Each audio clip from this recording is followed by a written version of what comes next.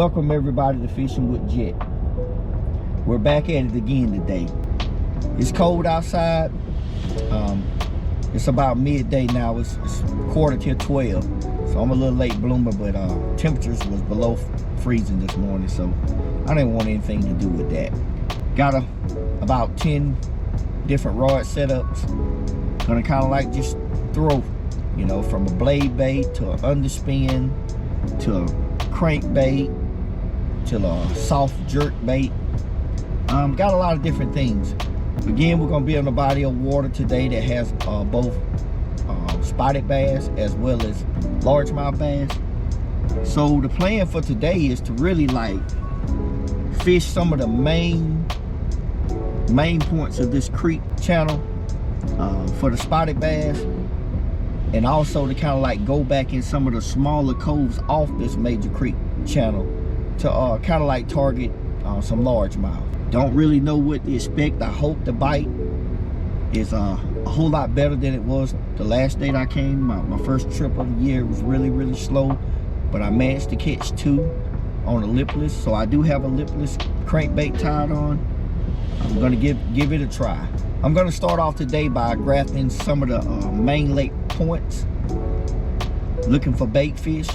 Hopefully I can find some big schools of bait fish that has both largemouth and spotted bass located near them. So I'm just gonna go ahead and get the boat in the water. I'm gonna bring y'all right along with me. Let's get to fishing.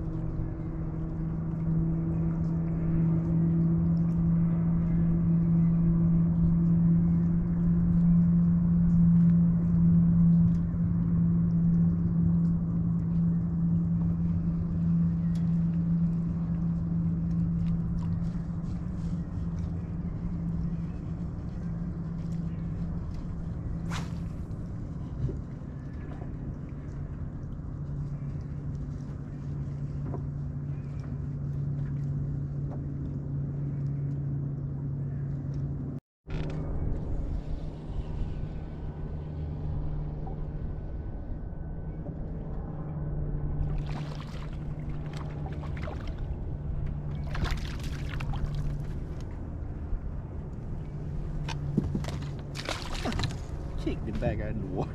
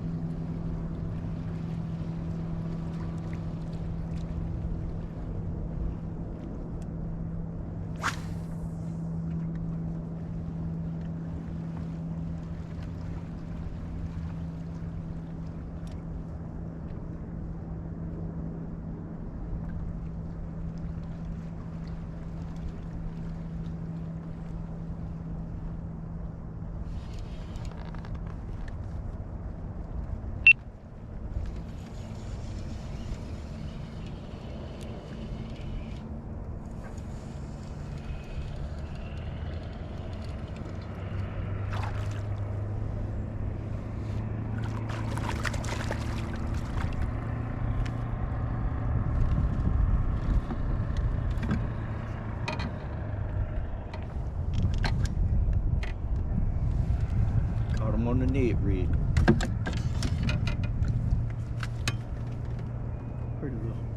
about it. Y'all, it didn't take me long to realize just how hard it was gonna be out there fishing. It was a tough day out there on the water. I threw everything at them but the kitchen sink, and I was only able to connect with 2 fish with a net rig. The only mistakes that I think I made, the areas in which I caught my only 2 fish in, what I should have did was I should have slowed all the way down and thoroughly like fished those areas. But you know, anytime you're in a little small plastic boat like me, you're fishing bodies of water that's 30,000, 40, 50,000 acres. You can't, it's always new water to test out. And I think that kind of bit me today because I was in an area, I've never fished that particular area before. So my mind was set on covering water, when it should have been set on catching fish. So that was one mistake I think I made today. Also, you know, it just seemed like in the southeast where I live at, the last 3 months, there's been a lot of dark days. And what I mean by dark days, it's been a lot of days that are very, very overcast. And although when you're bass fishing, bass love cloudy days and stuff like that, the negative part of that is there's a such thing as having too many cloudy days. So anytime you have multiple days where it's real cloudy and dark and everything, it tends to me, it seems like it reacts negative on the bass. It makes the bass kind of like go into their own little shell. Not saying that they're not biting at all, but it definitely affects them compared to days when, you know, you got 3 or 4 hours of cloudy skies moving in all of a sudden, and then it moves out. That's when those are those windows in which, you know, sometimes you can get some of the best bass fishing moments. But anytime you have colder weather moving into the area, it's bringing in colder rain, mud into a lake or reservoir or something that's already has somewhat cold water in it. That I think those type of things are negative too when it comes down to bass fishing, as well as other types of fishing. So today was a pretty rough day on the water. Hey, don't get me wrong, I'm glad I was able to get out and wear the hook. You know, it's gonna be a lot of days like that where you really can't